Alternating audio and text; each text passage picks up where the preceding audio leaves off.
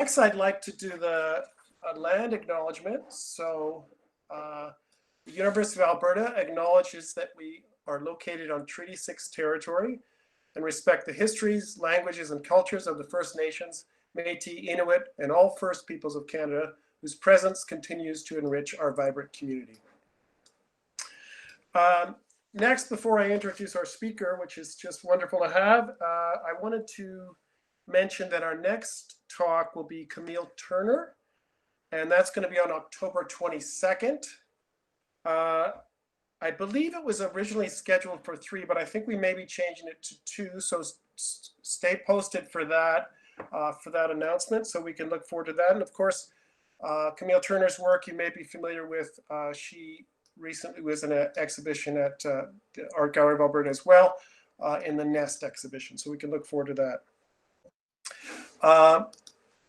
Just in terms of process, feel free to put anything in the chat box if you have a question as the talk's going on, but I thought we'd wait till the end to sort of really get into questions. So last time I asked people to put the questions in the chat box, and maybe we'll proceed that way once Lindsey's done talking. All right, so it's my real pleasure to introduce our visiting speaker today. Lindsey Sharman is the curator of the Art Gallery of Alberta. She has studied art history and curated in Canada, England, Switzerland, and Austria, earning degrees from the University of Saskatchewan and the University of the Arts, Zurich. From 2012 to 2018, she was the first curator of the Founders Gallery at the Military Museum in Calgary, an academic appointment through the University of Calgary. Her primary area of research is politically and socially engaged art practice. Curatorial projects of note include Trench, a durational performance by Adrian Stimson, Felled Trees, an exhibition deconstructing national identity at Canada House, London, Gassed Redux by Adad Hanna, and the nationally touring retrospective, The Writing on the Wall, works by Dr. Joane Cardinal Schubert. So it's a real pleasure to welcome Lindsey Sharman. And Lindsey, I'll turn it over to you if you're ready. Thank you. Before I get started, I want to share something specifically with April Dean, who I'm glad you popped on, so I saw that you were here. April and I just did a live conversation with the AGA, and my computer crashed, and so I was without video for the second half of the conversation. But I wanted to share with you this orchid that's in my office that is flowering. I forgot this poor orchid in my office during quarantine when the gallery was closed for months and months and months on end, and it was struggling so much, and it benefited from me not tending to it for so long. And when I came back, it actually had blossoms on it. So April has a piece in the Biennial that I'm going to talk about as well. And so I wanted to share that specifically with you, April, that your plants that are sealed in plastic in the gallery might benefit from no human intervention for a while. Thank you, Lindsey. All right, so I'm just going to struggle through the tech side of this. And I'm going to share my screen with you and then start this PowerPoint presentation. And if I do that, are you seeing my presenter view or the slide, just the slides? Presenter view right now, Lindsey. But I think you could. How's that? Still presenter. Can you just open the slide? And that's still just presenter view? No, we have the slide and not your notes. I think you're okay. Yeah, okay. But you haven't started the slideshow, I guess is what I'm. That makes sense. Okay, thank you. Yeah. And this is also very weird because I now can't see any of you. So Sean, every like few slides, if you could just go like, interesting, Okay. that would be encouraging. So I know that you're all still there. Yeah. Right, so I wanted to talk to you today about Borderline, the 2020 Biennial of Contemporary Art. This is an exhibition showing concurrently in Saskatoon at the Raby Modern and here in Edmonton at the AGA. So while I'm talking kind of about how all of this came together, I'll just have this work up for you. So this is a piece by David Laraviere. He is from Edmonton, but now living in Saskatoon. And so how the biennial sort of came to be, the biennial proper first started in 1996 and is a kind of survey of Alberta art and artists that happens more or less every 2 years. And so up until this year, it has always been the Alberta Biennial. The previous biennial was sort of looking at what it is to have a biennial and kind of looking critically at, what do biennials even mean? And so this was the first biennial that I've ever curated. And so when I took this project on, I kind of wanted to carry on with that kind of line of inquiry, but question not so much a biennial, but why Alberta? And so for this year, or previously, the biennial has always been restricted to artists who are living and working within the provincial borders of Alberta. And so I just started thinking about, why those borders, why they're prioritized, and to sort of kind of rethink of our relationship to place, think about different borders that are on this place that we find ourselves. And so I wanted to look, rather than the provincial borders of Alberta, the territorial borders. And of course, this is Treaty 6 that we're looking at here. And so rather than looking at Alberta, we wanted to look at artists who were not necessarily working in, but had some sort of connection to the treaty regions 4, 6, 7, 8, and 10. And so I think when you kind of re-look at where you are and kind of looking rather than in Alberta, which when you're in Edmonton, if you're looking for a partner institution, it makes sense to look to Calgary. And so in past biennials, it has also been split between 2 venues, but sort of looking at this relationship between Edmonton and Calgary. When you're looking at those territorial or treaty borders, it makes, of course, a lot more sense to be looking to Saskatoon if you're kind of looking at your geography according to a map like this one that we're looking at here.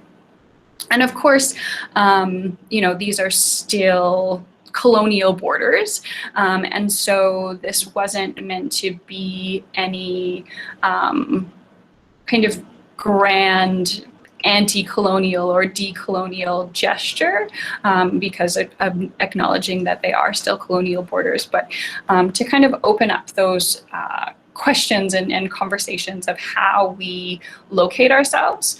I think that all of our, especially within culture, all of our events and lectures and things start with a treaty acknowledgement. And so for me, this was kind of digging into that a little bit and kind of considering what it does mean to look at Treaty 6, which is our context here in Edmonton.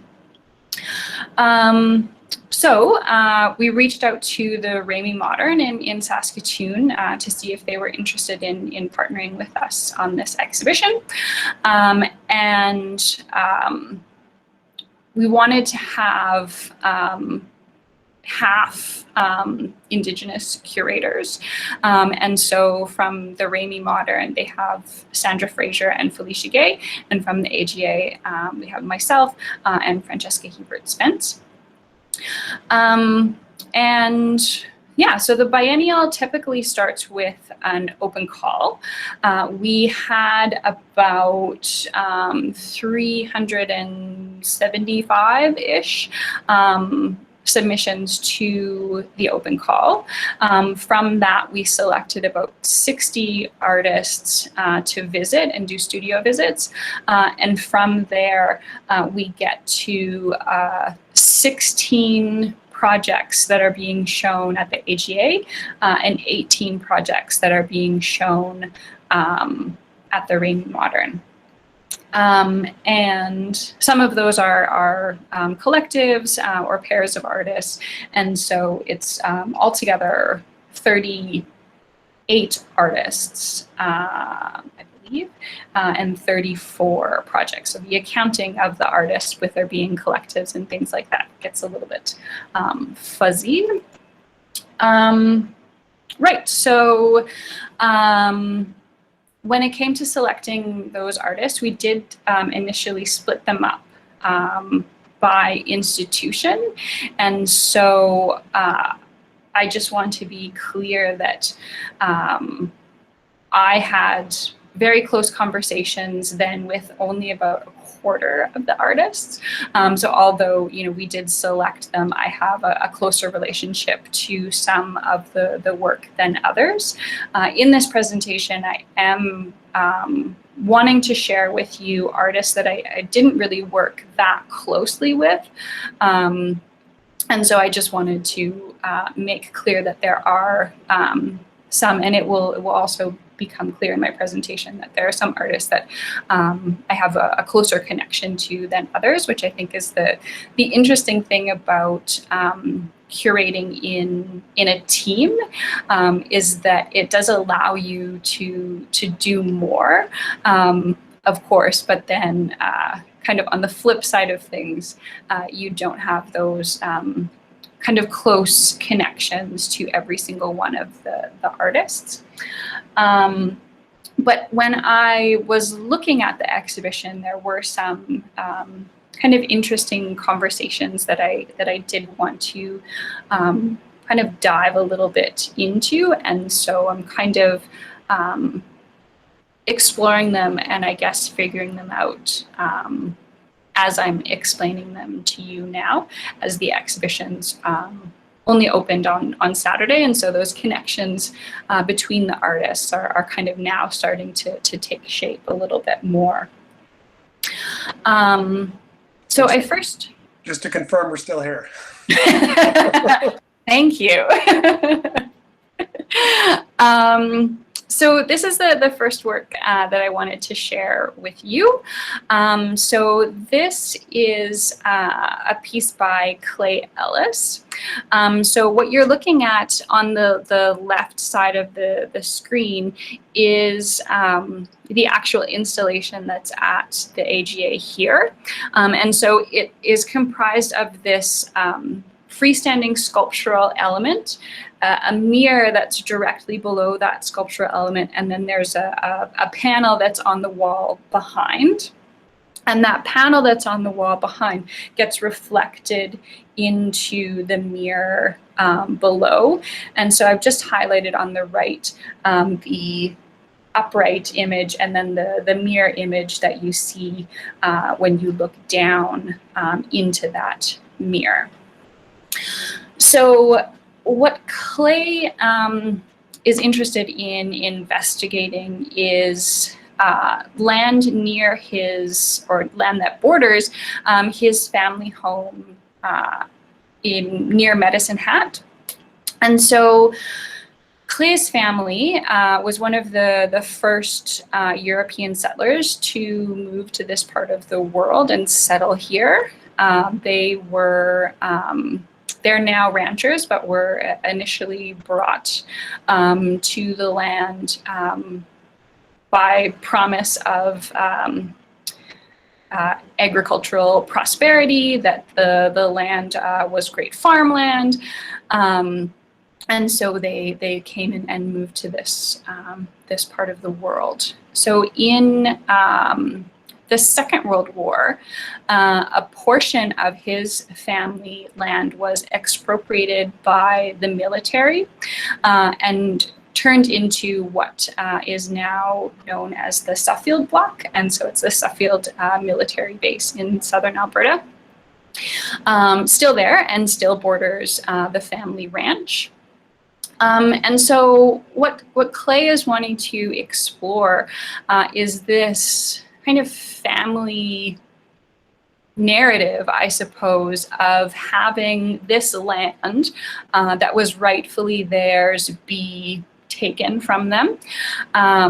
But what he wants to do is kind of dig a little bit deeper and look a little bit more critically and consider that, you know, yes, it's true that the military took their land, but the land was also in use before his family settled it, and to also consider not only the indigenous people, but also the migratory animals that lived on and lived with that land well before they arrived.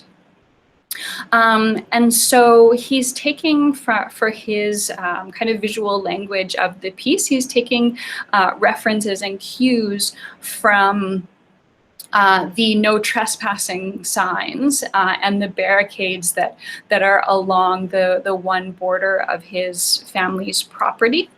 And then the really interesting visual thing about this is that in the uprighted image, he wanted it to appear as explosions. And so this land was specifically taken to be used by the military for weapons testing. And it was claimed that was because the land was of no agricultural value. And so, it's interesting to kind of look at these legacies of land use and land misuse and how the land was settled because of the justification that it was great agricultural land and should be farmed. And then it was taken from the military because it was decided that the land had no use for farming. And so on the top, or when you're looking at the image straight on, you'll see what appear as would have been explosions, referencing that testing of different weapons.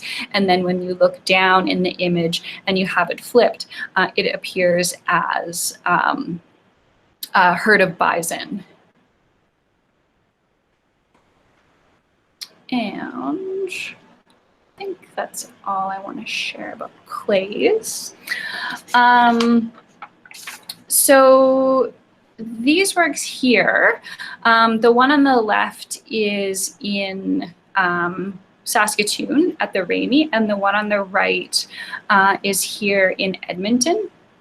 And so the one on the left is Laura Hale, and the title is Fringe. And so she's made this like chain link fence of hair. Her primary area of interest is in hair, and all of its myriad cultural and social signifiers.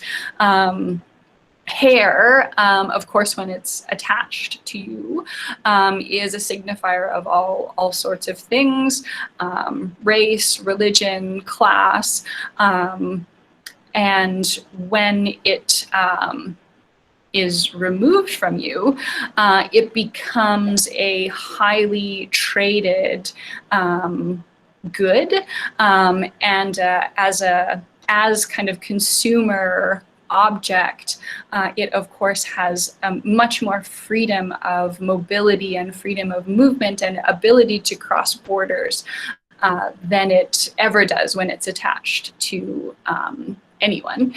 And so her work, I think, is quite interesting in kind of making this physical barrier within the gallery space to kind of look at that freedom of movement and privilege of movement, and how we are sort of living in a certain world where products have much more ease of movement than humans do. On the right, you also have another work that's kind of playing with images of hair and what hair can represent. This is Catherine Blackburn.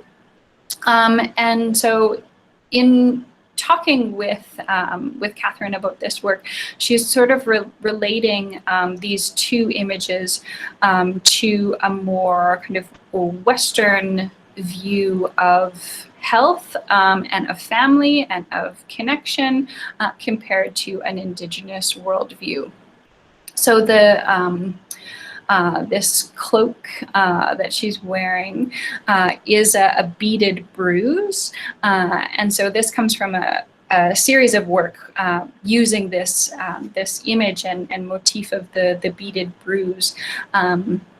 The title of the series is called "But There Is No Scar," and looking at how traumas and injuries and things like that manifest and can live in the body without there being a kind of clear physical trace of things. And so on the left, where you have the kind of open-ended braids, Catherine sort of likens this to a Western worldview of health and connection and generations, where you have these kind of clear-cut hierarchies, but clear differences between the two, and it's also, of course, a linear representation. Whereas on the right, you have the braids that are connected in the center and convey this idea of being in one point along a continuum and how things are connected. So here, on the left is installation by Cindy Baker that's in Saskatoon at the Rainy, and on the right you have a still from a video piece by Thurza Cuthand that's here at the AGA. Thurza is actually the only artist that is represented at both Rainy Modern and the AGA. This is the one that we have here.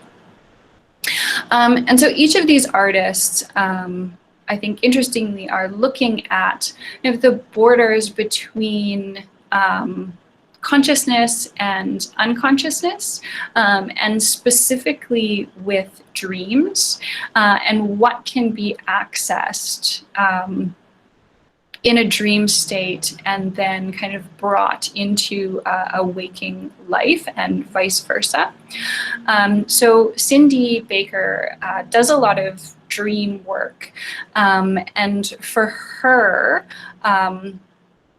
she suffered a childhood trauma, and that trauma was manifested for quite a while in her body, but manifested first in her, I guess, conscious awareness through a recurring dream. And so since then, has been working with her dreams as a sort of trauma work, and looking at kind of what can be done in the dream state, and what can be kind of transferred over into your waking life to help in healing. So this project by Cindy's is called Dreams Come True. And so she has started realizing her dreams. And so she does a lot of journaling and things like that to record and be able to remember her dreams. And then she'll pick certain dreams to bring to life, either in installation or through performance. And Thurza's piece is related to a, I guess, ancestral knowledge that she was able to access through dream. So she was having, or still has, lots of dreams that include bear cubs. And when she was and always sort of felt like this bear cub was trying to convey something to her. And when she shared with her mom that she was having this dream about bear cubs, she uncovered this family history of her great-grandfather, I believe, who had a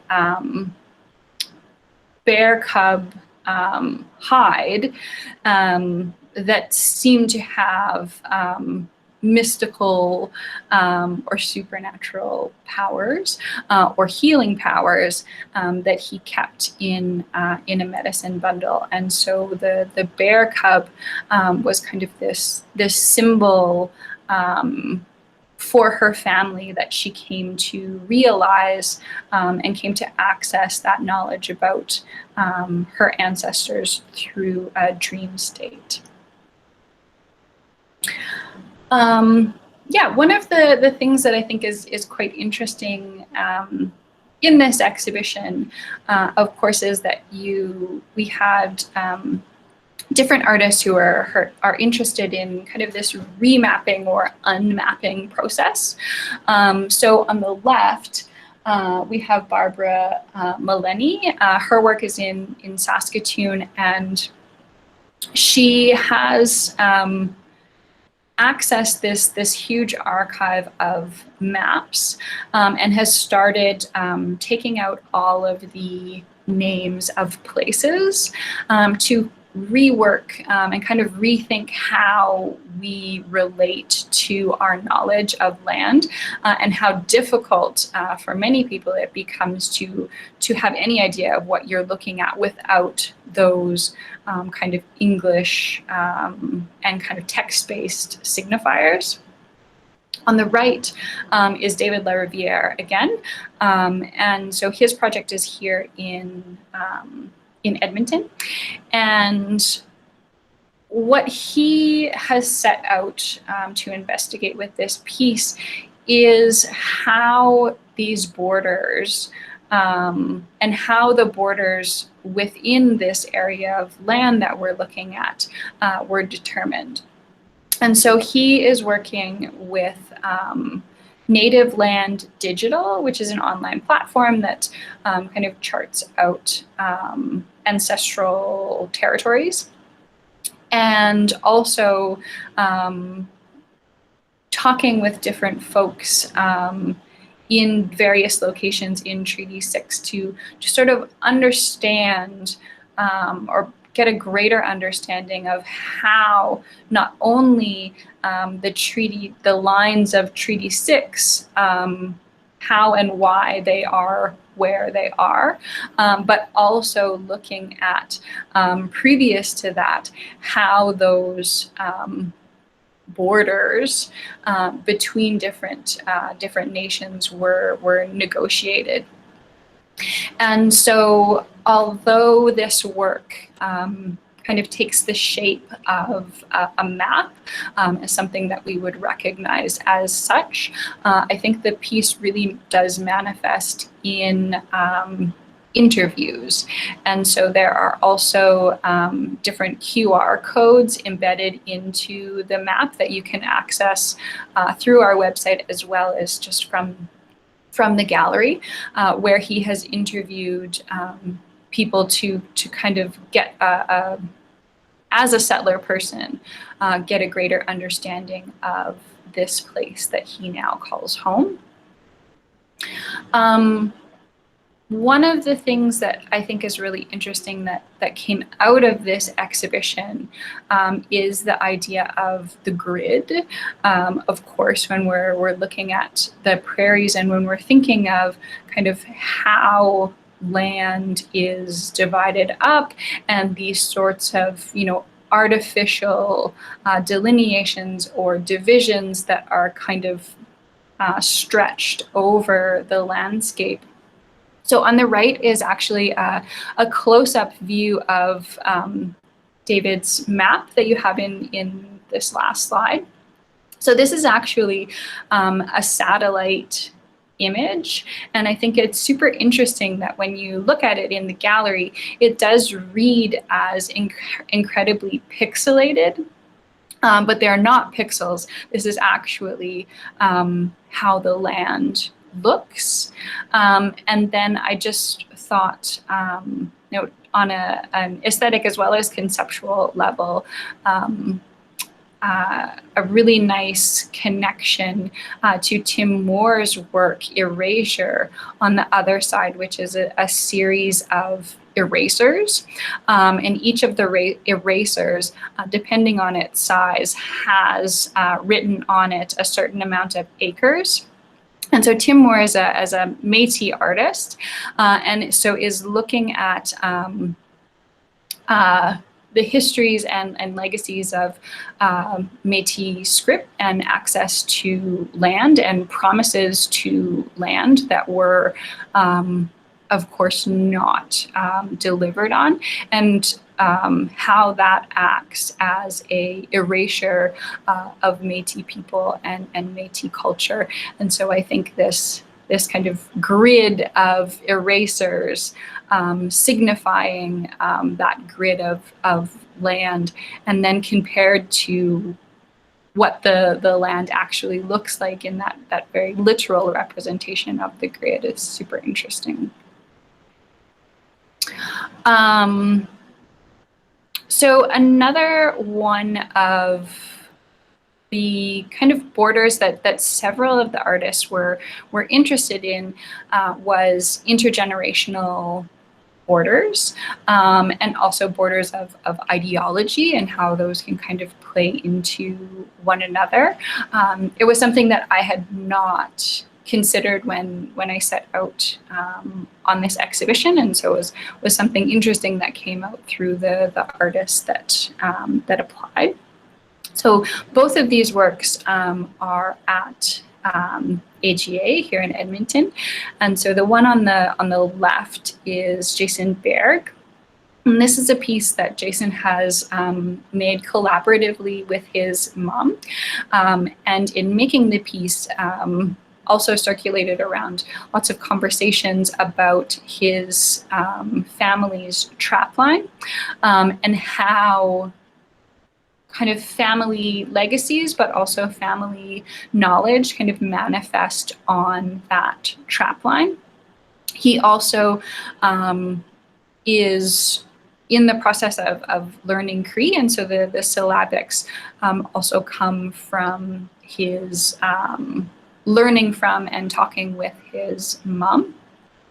And the symbol that the paintings take, this kind of N shape and U shape, are related to this kind of idea of putting your kind of energies into the land, and then having the land sort of provide to you, and kind of that oneness that happens in place with land. On the right, we have a piece, an installation by Sean Coffield. And so Sean, if you don't mind, I thought I might just hand it over to you to speak about this installation. Sure. I'll be try to be brief.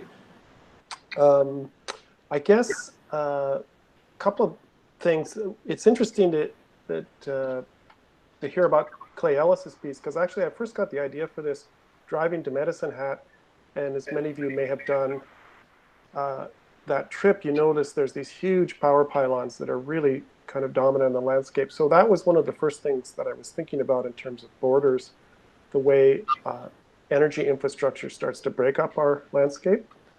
And it got me thinking about making a sculptural form that referenced that. I was also thinking about the way energy production literally creates power boundaries, right? In terms of politics and culture and society. In addition to that, I was thinking about kind of sacred objects and wanted to create a form that referenced a sacred object in, say, religious practices. And the way that can both create boundaries and also open up boundaries. And then finally, over the recent several years, I've been very interested in my daughter's toys and thinking about those as objects that are fascinating and complicated as well. And so I wanted this sculpture to also reference that. And the big boundary there for me was thinking about, generations. How can you speculate about a world differently for the next generation?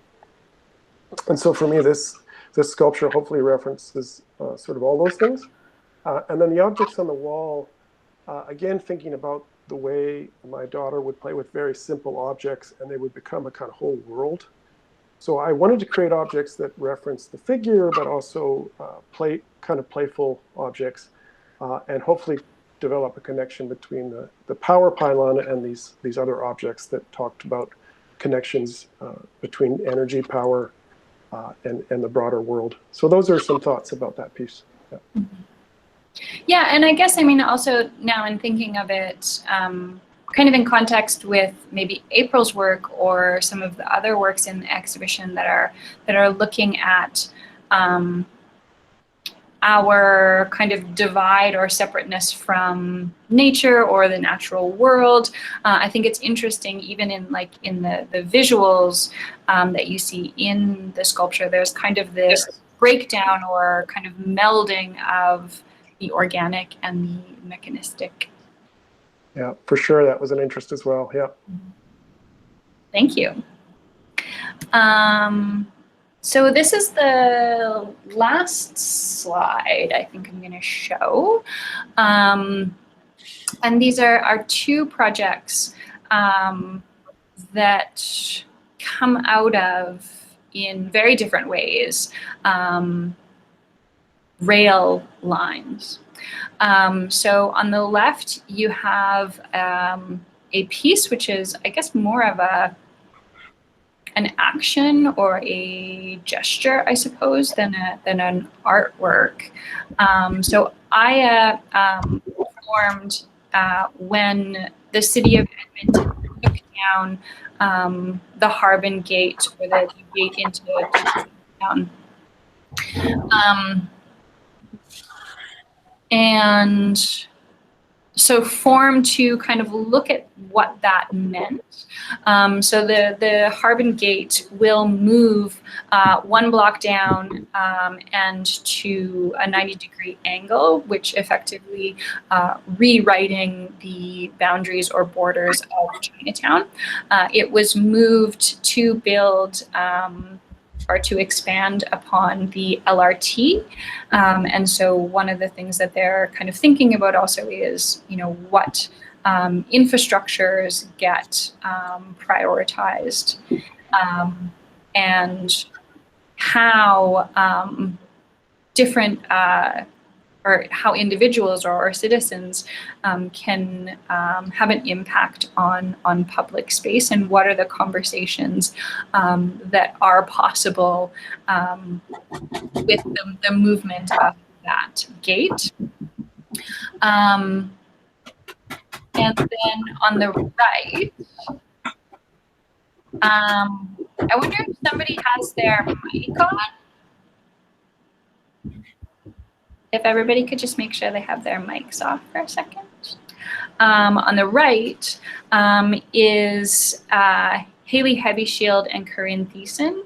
And so they are both artists in their own right, but this is the first time that they work together on a project. And so in this image, you can't really tell, or maybe you can.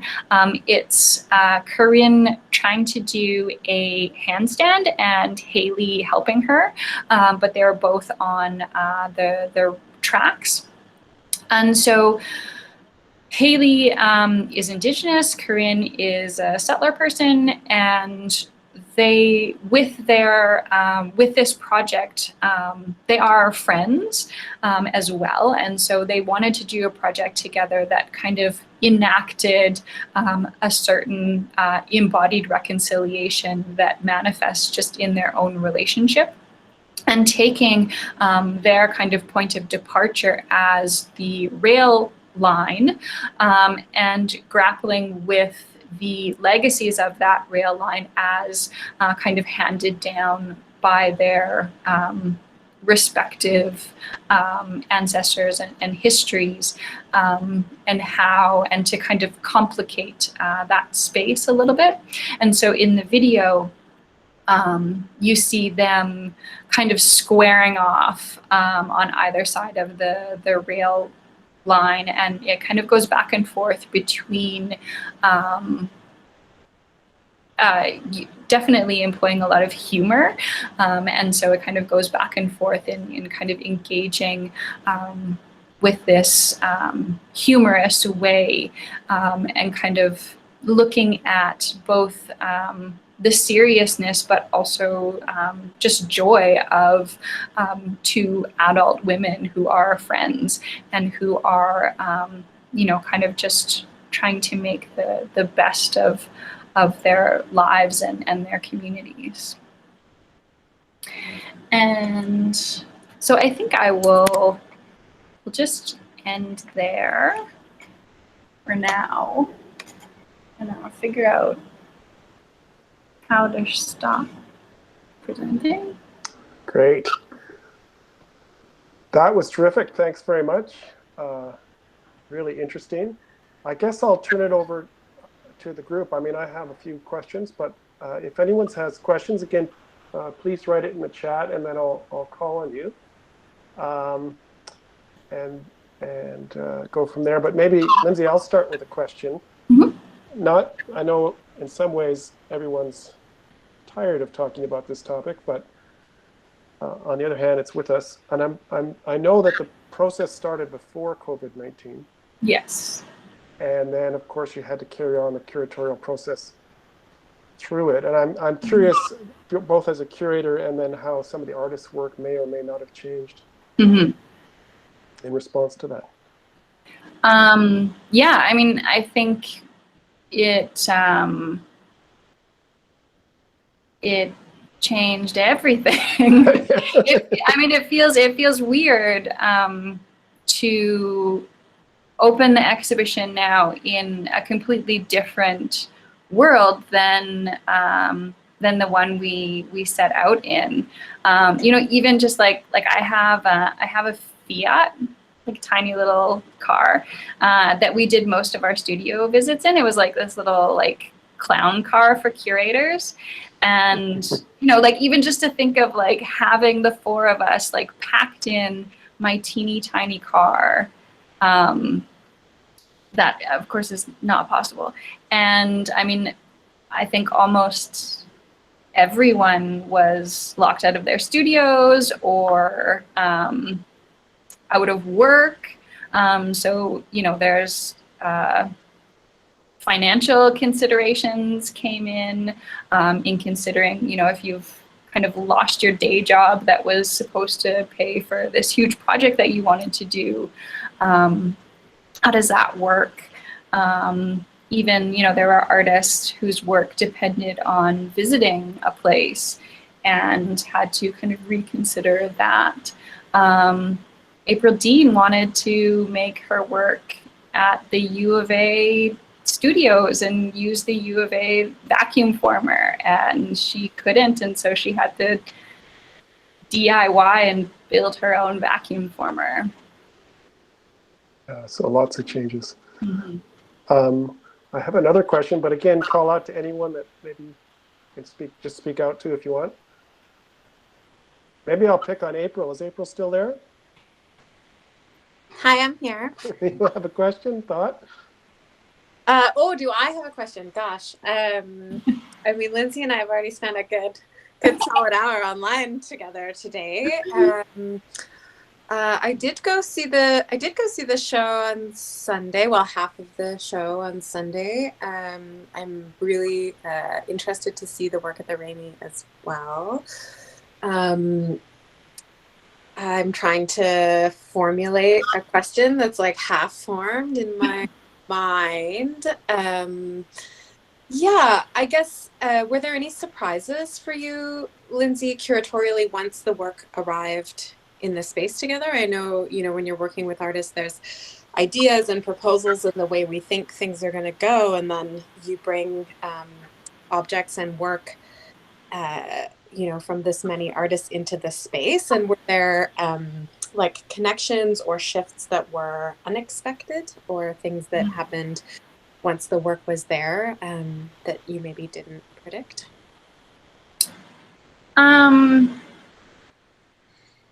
That's a good question. And maybe you haven't had time to fully think through that yet, because it's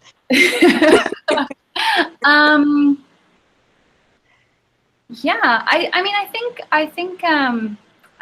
think with the work that came for the AGA, not really, which is weird. And yeah, like even in like the layout of a show, there's always like, you always kind of imagine it in your head. You have a floor plan, and then when the works get in the space, you have things in certain places and it just doesn't work. That actually didn't really happen, and I think there were some slight adjustments, but almost everything kind of went up pretty much where and how we thought it was going to. I think some of those kind of pleasant surprises happened when I went to Saskatoon.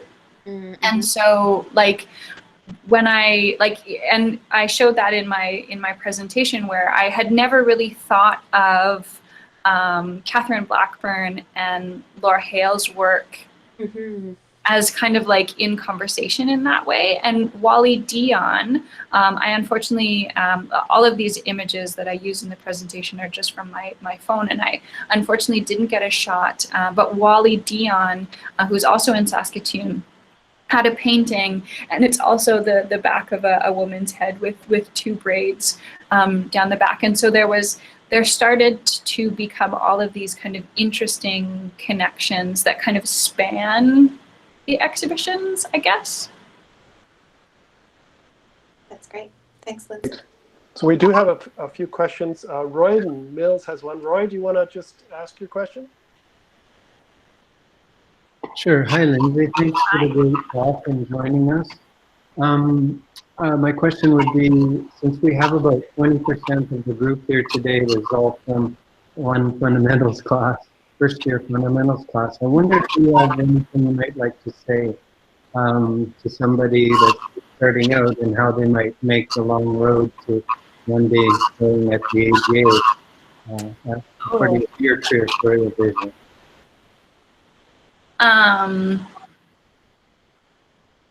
That's a good question. Don't get frustrated.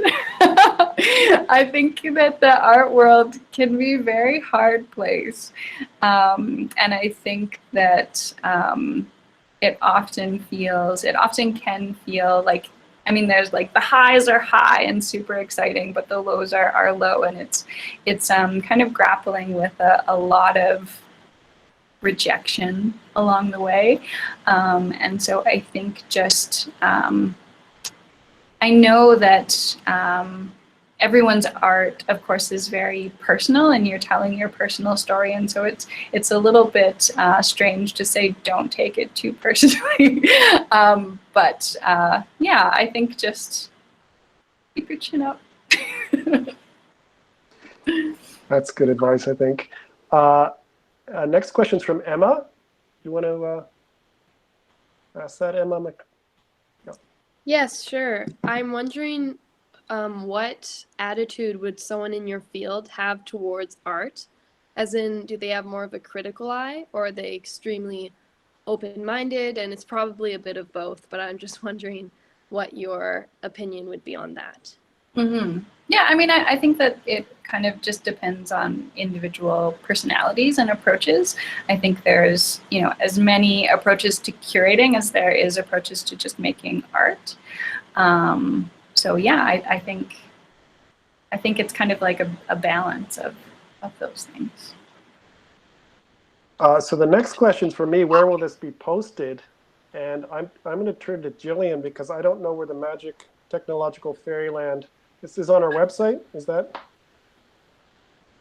Jillian? Is she there still? It's not there. Oh no, I'm here. I'm Okay. listening. It will be on our website. Yeah, we're going to post it and put it on the art and design website on our YouTube channel, actually. Okay, great. In Thanks. case you didn't know we had a YouTube channel. Okay, thank you, Jillian. Yeah. Yeah.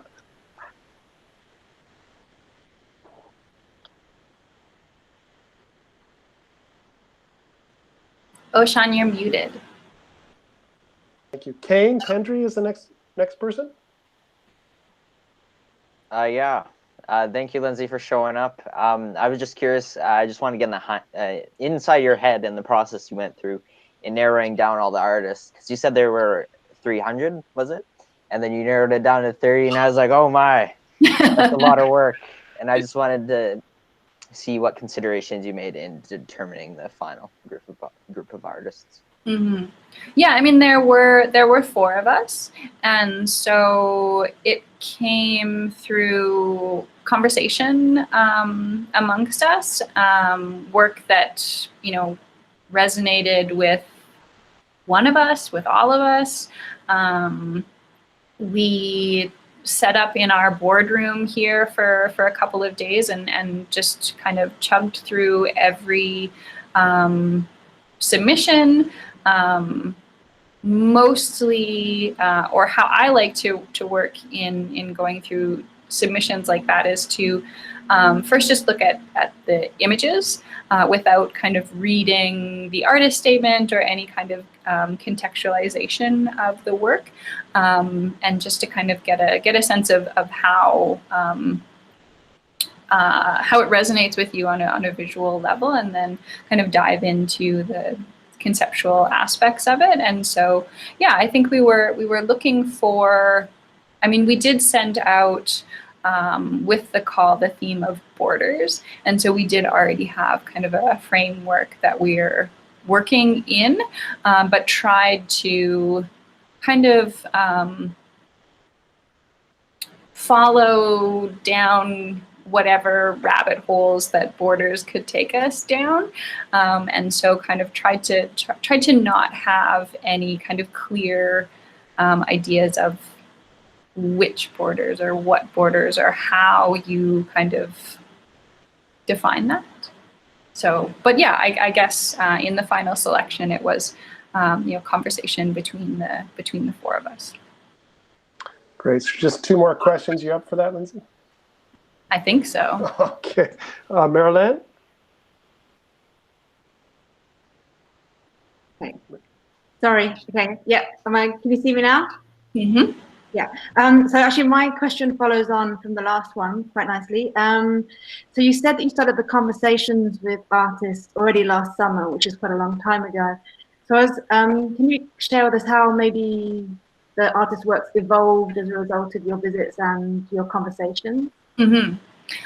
Yeah, I think probably for me, because of course I worked closely with only a quarter of the artists, but for me, I think the artist work that maybe changed the most over time was working with AGA, the collective, and so what is in the gallery is a plaque that was made by Edmonton Historical Society, and so it's these plaques that you see all over the the city. And so it's a plaque that they worked with the city to get made that will go to the site just down the street from us where the gate came down. And so after that plaque is shown here in the exhibition, it will go to its forever home out on the street. And so their practice is one of starting conversations. They don't necessarily have a practice of things. Their goal is to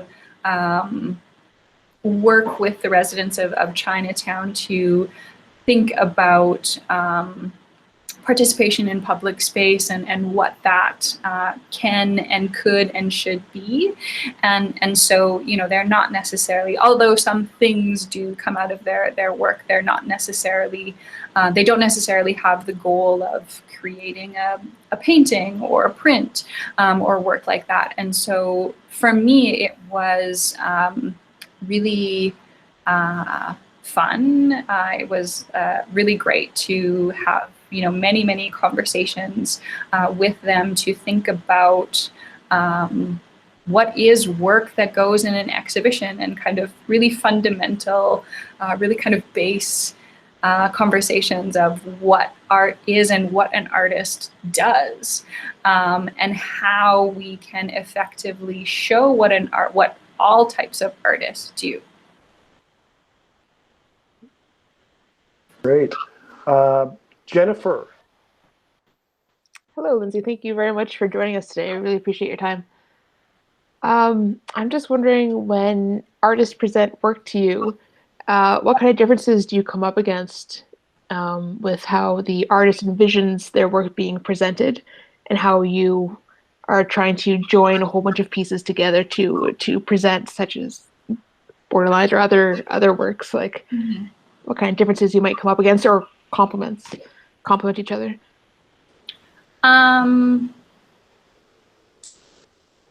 Yeah, I mean, I guess it's kind of navigating expectations of artists and you know, conveying, like, you know, everybody wants the whole gallery and to kind of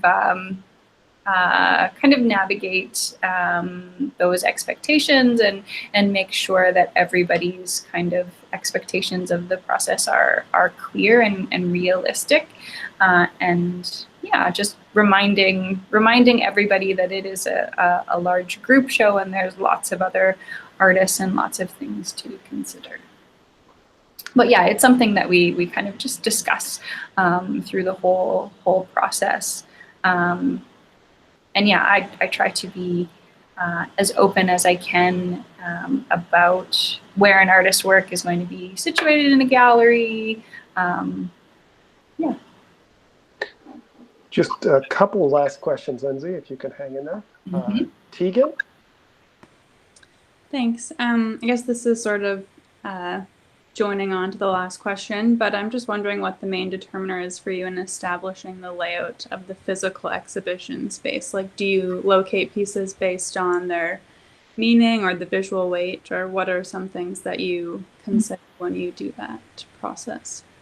Yeah, I think it's a balance of things. There's a lot of decisions that happen very pragmatically. You know, like there's some instances where a work will only fit on one wall, and so that's where that work is going to go, and then you kind of build out from that. And I think that yeah, I always think about, I think of exhibitions as kind of conversations between different works. And so I definitely consider works that are in proximity as kind of one conversation, and what will kind of be drawn out of the work based on its neighbors and things like that. And sometimes, I mean, sometimes it's just intuitive that you sort of feel, okay, there's some kind of connection between these things, or they'd be interesting for some reason.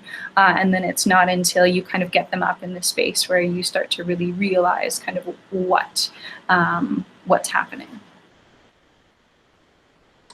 Great. So last question was just about the YouTube channel. Again, yeah, that'll be on you can go to the Art and Design website to navigate to that. So if you want to see this lecture, the recording of the lecture.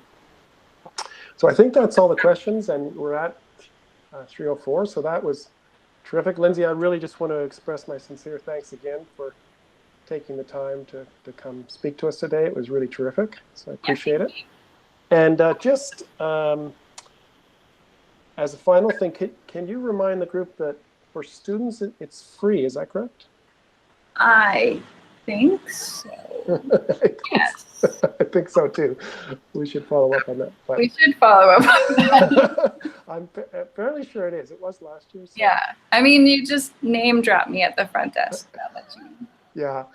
Anyway, all that to say is I want to encourage everyone to go and visit the gallery in person, obviously. So again, thank you, Lindsey. That was terrific, and appreciate it. And then just to end, could I ask my group, the 522 group, to let's take a break till 3:20, but just keep your stay on with the Google Meet. And everyone else, thank you so much. It was great. We had a great turnout. So thanks, and just a virtual clap for Lindsey. All right, take care, everyone. Bye.